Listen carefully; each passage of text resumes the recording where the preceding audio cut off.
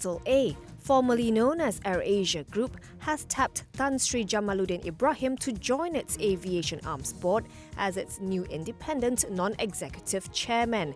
His appointment, along with the name change of Capital A's airline group from AirAsia Aviation to AirAsia Aviation Group, and a corporate consolidation of its aviation-related businesses, were announced by Capital A earlier today. Jamaludin was tapped to refresh the airline's leadership and ensure robust corporate governance, while also bringing new ideas and perspectives amid the group's pivot to a vertically integrated aviation group. He was Group CEO of Axiata Group for 13 years between 2008 and October 2020, and Maxis Communications CEO for 10 years prior to his stint at Axiata. He currently chairs Prasarana Malaysia and QSR Brands Malaysia Holdings. Fielding questions from the media, Capital A's CEO Tan Sri Tony Fernandes said there are plans to list AirAsia Aviation Group separately when market conditions recover. He said a listing provides an alternative to fundraising to enable investors to invest exclusively in the airline business. At the close, Capital A traded 0.75% higher at 67 cents, giving it a market capitalization of 2.79 billion ringgit.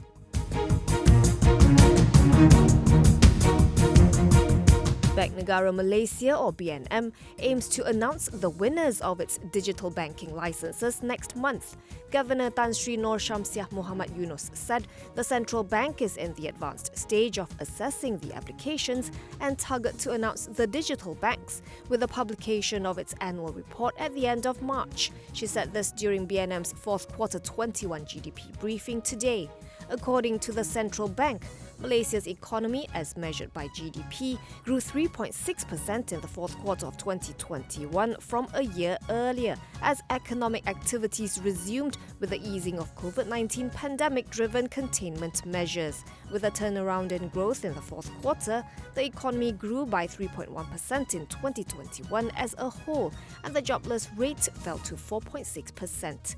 Meanwhile, BNM noted that Malaysia's inflation, as measured by the Consumer Price Index, rose by 3.2% in the fourth quarter of last year from a year earlier, due mainly to normalization of electricity prices following the lapse of a 3-month discount on electricity bills. For 2021, BNM said average inflation was 2.5% compared to a deflation of 1.2% in the previous year. For 2022, the central bank expects the Malaysian economy to remain on its recovery path, though the balance of risks remains tilted to the downside, it said, mainly from developments surrounding COVID-19 both globally and domestically.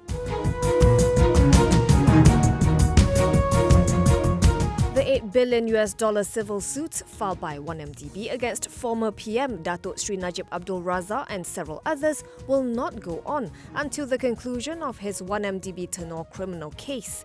At the Kuala Lumpur High Court today, lawyers representing Najib and 1MDB came to a mutual agreement to allow the 1MDB Tenor trial to finish before commencing the civil trial. Previously, Najib had filed for a court order to stay the proceedings. With the mutual agreement in place, the application was withdrawn.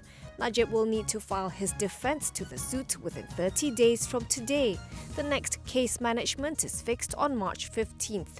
Separately, the leave to appeal hearing of the former Premier and his son, Datuk Nasifuddin Najib, concerning a summary judgment entered against them over unpaid taxes of 1.69 billion ringgit and 37.64 million ringgit respectively, that was initially fixed for next Wednesday, has been vacated for another 3 months and will now be held on May 10th instead.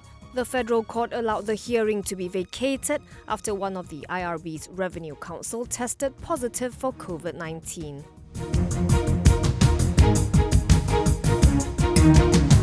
Dairy producer Farm Fresh has reportedly attracted almost 30 cornerstone investors, including Aberdeen Standard Investments and AIA Group, in a planned initial public offering. Citing people with knowledge of the matter, Bloomberg reports that Great Eastern Life Assurance, Franklin Templeton Investments and some Malaysian state funds had also signed on, and that the exercise is expected to raise about 1 billion ringgit. It said Farm Fresh aims to file a prospectus in the coming weeks.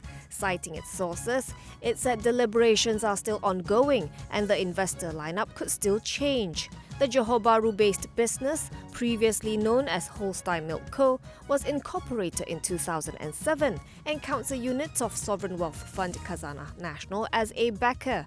According to its website, it started out with just 60 cows and has since expanded across Malaysia with over 800 home dealers and 38 regional stockists as of last year. It also makes plant-based products such as coconut milk and jams. Farm Fresh's IPO is set to be the country's biggest since last June, when Cetos Digital and its shareholders raised 1.21 billion ringgit.